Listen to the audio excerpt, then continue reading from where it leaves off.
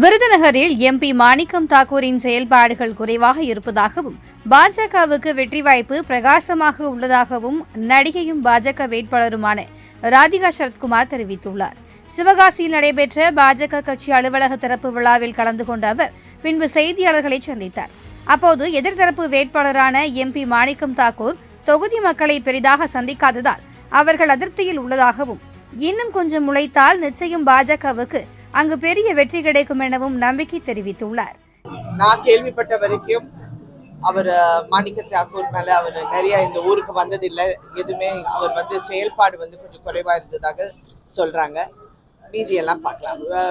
விஜயகாந்த் பையன் என் பொண்ணு கூட படிச்ச பையன், எனக்கும் ஒரு மகன் மாதிரி தான். அதனால சின்ன பையன் நல்லா இருக்கணும், அவ்வளவுதான். சரி, ஆனா நீங்கள் பார்க்க வேண்டியது இது முக்கியமான பாராளுமன்ற தேர்தல்.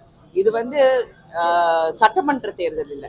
பாராளுமன்றங்கிறது இங்க இருந்து நம்ம நாட்டுக்காக, நம்ம நாடு நமக்காக என்ன செய்யுங்கிறத நம்ம பார்க்கணும். இங்க சும்மா உங்களுக்கு பணம் கொடுக்குறேன் அது கொடுக்குறேங்கிறது கிடையாது.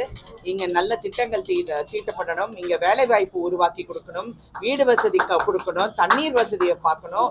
இங்க பட்டாசு தொழிலாளர்களுக்கும் பட்டாசு வியாபாரமும் இன்னும் மேம்படுத்த இன்னும் என்ன செய்ய முடியுங்கிறத பார்க்கணும். இந்த மாதிரி நிறைய விஷயங்கள் இருக்கு. அதுதான் எனக்கு இந்த தொகுதி வேட்பாளராக அது முக்கியமாக தெரிகிறது.